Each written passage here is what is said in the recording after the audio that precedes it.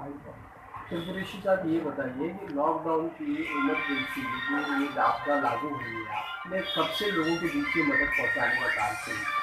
देखिए, जैसे ही लॉकडाउन 21 तारीख से शुरू हुआ, जनता कर्फ्यू का ऐलान हुआ, तो हमें ये अंदाज़ा नहीं था कि ये लॉकडाउन संपूर्ण तरीके से लगने वाला है। लेकिन हमने 3-4 दिन, 2-3 दिन के बाद में, जब 14 दिन का लॉकडाउन लगा, तो लॉकडाउन लगने के बाद में यहाँ पर 2-4 दिन के बाद में कुछ लोग ऐसे जरूरतमंद आने लगे जो रोज कमाते, रोज खाते, जो रिक्शा चलाते हैं, ऑटो चलाते हैं, जरी का कारखाना चलाते हैं, जैसे दिहाड़ी मजदूर हैं जो कंस्ट्रक्शन में मजदूरी का काम करते हैं, वो बहुत सारे लोग हमारे इलाके में रहते हैं।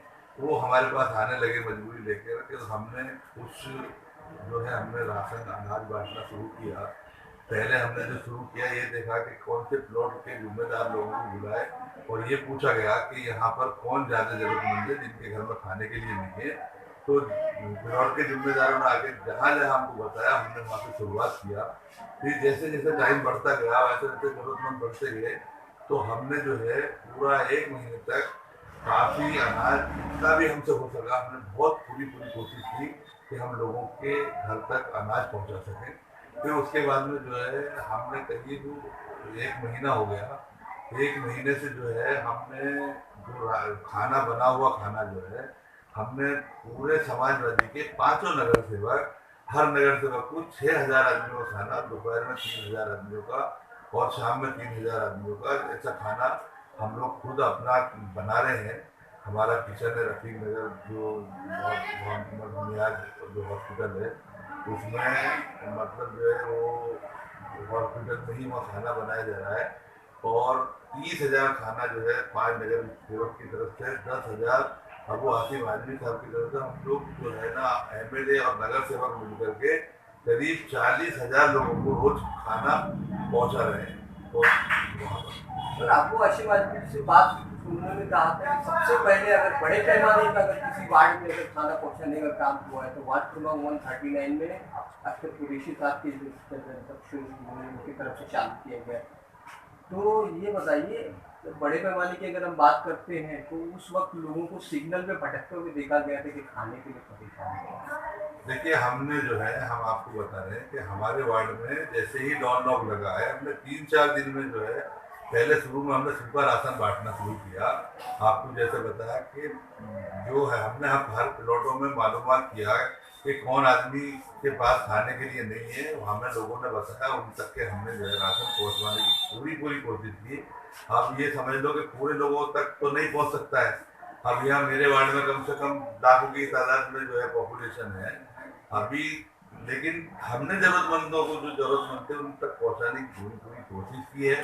और हम ये लगा लो, ये समझ लो कि हम लोग जो है अभी रोज खाना जो है, अभी शहरी में खाना दिया जाए, अभी 3 टाइम का खाना कर दिया हमने। जब से रमजान लगे, जब से शहरी के अंदर जो है खाना देना चालू किया है।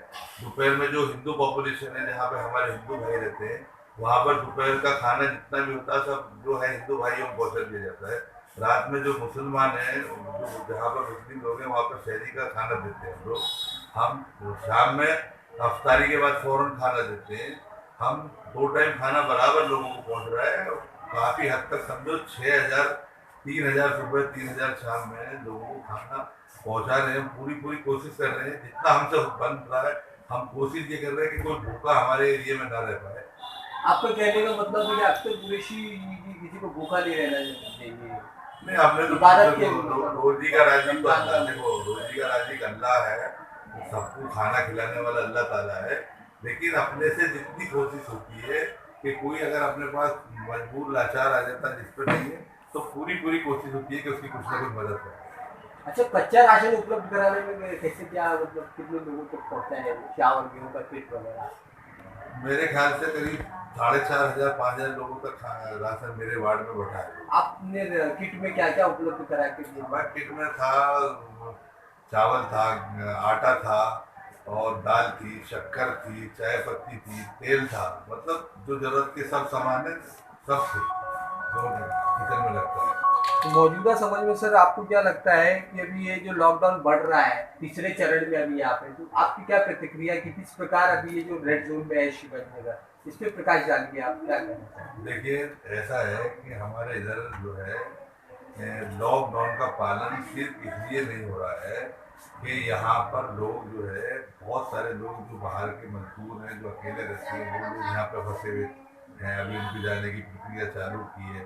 दूसरी चीज ये है कि रोज करने खाने वाले लोग हैं, अभी कैसा हो गया, लोगों के घरों में नहीं है तो लोग घरों से बाहर निकलते हैं, तो ढूंढते हैं कि कहीं से उनको कुछ मदद हो जाए। तो इस तरीके से लॉकडाउन का पालन भी नहीं हो रहा है। और दूसरी चीज ये है कि जो सरकार ने जो वादा किया था कि हर महीने राशन दिया जाएगा, सरकार ने, बताता हूँ, सिर्फ और सिर्फ 35% लोगों के पास राशन कार्ड, 65% लोगों के राशन कार्ड नहीं है। उसमें से कुछ राशन कार्ड ऐसे 15% जो लिंक नहीं है, उनको उनको कोई मदद 5% के लोगों के पास नहीं पहुंचाएगा। और आज लोग बहुत तकलीफ में हैं यहाँ पे। अभी तीसरा चरण चालू हो गया है, 40 दिन से के ऊपर हो गया लॉकडाउन चालू होने के बाद में। 40 दिन में मैं समझता हूँ कि राशन की जरूरत नहीं है, राशन के अलावा गैस है। जब गैस नहीं होगा तो किस चीज पे राशन बनेगा?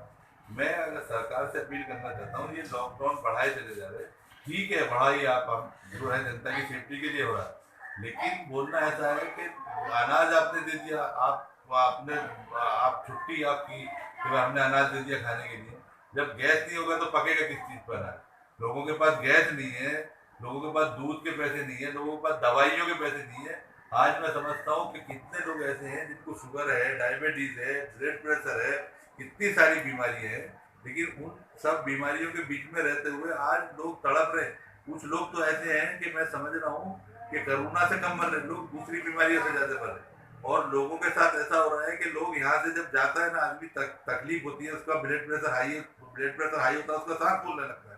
और आदमी जब ब्लड प्रेशर हाई होता है तो प्राइवेट दवाखाने सब बंद है, तो राजावाड़ी में जाता है, उधर जाता है, बोलते कोरोना का टेस्ट कराओ।